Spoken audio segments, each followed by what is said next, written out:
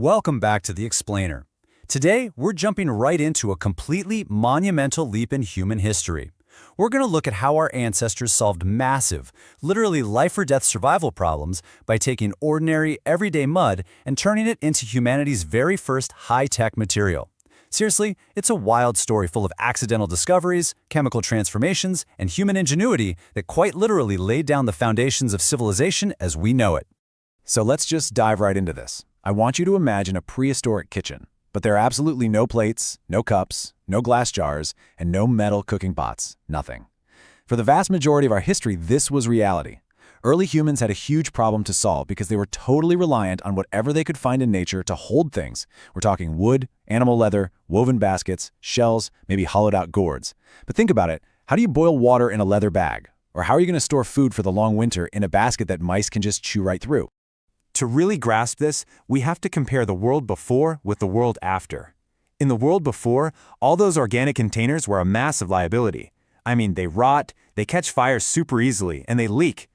If you wanted to cook, you were basically stuck roasting meat directly over a fire or dropping hot stones into whatever container you had. But look at the world after. By firing clay, humans created ceramics. Suddenly, you have something that's rock hard, durable, and completely waterproof. It was an absolute game changer that unlocked entirely new ways to prepare food. Let's start with Section 1, a world without pottery and the prehistoric container problem. The hidden science behind this invention is actually incredibly elegant, and it comes down to a few simple steps. Step 1, you find and shape soft, wet clay. They'd find this easily near rivers or wetlands. Now, unfired clay is pretty useless for holding a liquid because, well, it just turns back to mush when it gets wet. But Step 2 is where the magic happens, applying extreme heat from a fire. That triggers Step 3, which is a literal chemical and physical transformation. The clay permanently alters into hard ceramic. Archaeologists actually think this might have started purely by accident. Maybe someone left a mud-lined basket a little too close to the campfire, and when the fire burned out, they realized the mud had hardened into something completely new and practically indestructible. Moving on to Section 2, the discovery of ceramics, which was essentially a chemical revolution. Now, this brings us to a question that totally rewrote our history books. For the longest time, experts just assumed that settled farmers were the ones who invented pots. It makes sense, right? They had crops, they needed to store grain, but the archaeological evidence tells a completely different story. We've actually discovered pottery in parts of East Asia dating back roughly 16,000 to 20,000 years ago. That is thousands of years before widespread agriculture even existed. So this forces us to ask a really profound question. Why on earth did nomadic hunter-gatherers, people who were constantly moving around, desperately need to lug around heavy clay pots? Well, the answer was the boiling revolution. Pottery allowed humans to boil their food, and this was radical. Imagine trying to eat tough, fibrous roots by just roasting them over a flame. You'd practically break your teeth. But if you take those same roots, drop them into a ceramic pot with water, and boil them, they soften up. This allowed early humans to extract vital nutrients and calories, making hard-to-eat plants and really tough meats highly digestible. So this wasn't just about making food taste better, it unlocks completely new, essential diets that helped prehistoric people survive in really harsh environments. That takes us to Section 3, hunter-gatherers and early art and the dawn of decoration. Here we're looking at the ancient Japanese culture known as the Jōmon. The word Jōmon actually translates to cord-marked or cord-patterned, and that's because they decorated their vessels by pressing or rolling actual textured cords against the wet clay right before they fired it. And get this, some of this Jōmon pottery dates back more than 15,000 years. What's so fascinating to me here is that these ancient people proved a profound point. A piece of technology that was created purely for survival had evolved into a legitimate artistic medium. They didn't just want a pot that held water, they wanted a pot that was beautiful, something that expressed their creativity and cultural identity through all these complex shapes and patterns. Section 4, building ancient civilizations, scaling up. Once humans did start settling down and domesticating crops, ceramics became the absolute backbone of early economies. Farmers desperately needed durable storage to protect their massive harvests of grain, seeds, and oil. A solid clay pot protects your vital food from environmental threats. We're talking moisture, rot, hungry pests, you name it. And this safety net allowed for the creation of an agricultural village economy. Plus, large jars meant you could safely transport liquids and goods across vast ancient trade networks. Because demand for these pots was so high, it encouraged the rise of specialized craftspeople. The local potter became a highly skilled, incredibly essential professional in these early societies. If we map out this technology, it reveals some massive leaps across human history. We start around 20,000 years ago with the earliest evidence of pottery among hunter-gatherers in East Asia. Then 15,000 years ago, we get that artistic explosion of the Jōmon culture we just talked about.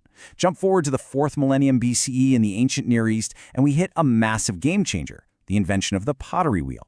Instead of shaping everything painstakingly by hand, potters could use a rotating platform to make symmetrical, perfectly standardized vessels incredibly fast, and with much thinner walls.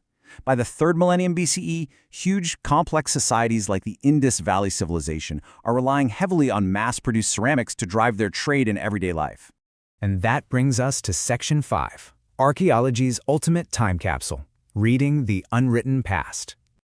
Remember how we talked about wood rotting and leather decaying? Well, fired clay is practically indestructible. It just sits there, surviving for thousands of years in the earth. Because of this, clay fragments, or sherds, give archaeologists a massive checklist of data to literally read the unwritten past.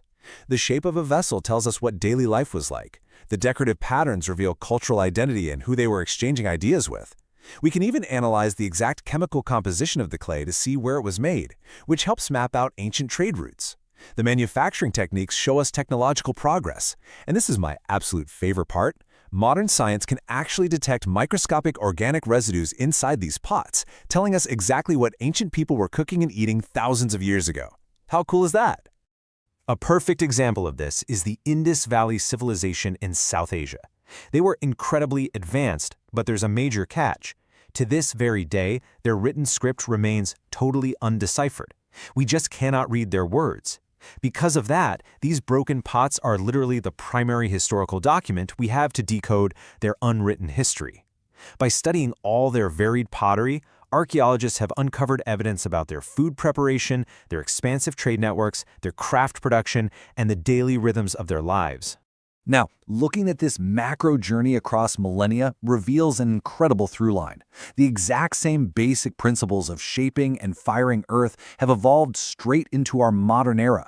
We started with step 1, prehistoric cooking pots and storage jars. As civilization grew, we moved to step 2, using ceramics for industrial buildings, tiles, bricks, and the pipes that built our massive cities. And today, we're at step 3, advanced ceramics that can withstand extreme mechanical stress and mind-boggling temperatures. We use them in modern electronics, life-saving medical technology, and literally aerospace engineering.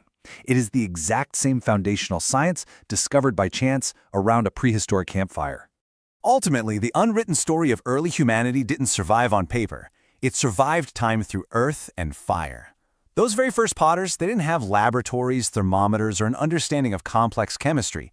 Yet through pure observation and experimentation, they created a technology that transformed the natural world, supported the rise of global agriculture, and preserved the story of their civilizations for us to uncover today. So I want to leave you with a fascinating kind of provocative question to think about. As our modern, digital world relies on temporary data and degrading plastics, what everyday, indestructible objects of ours will actually survive to tell our story 20,000 years from now? Thanks for joining this explainer, and we'll see you next time.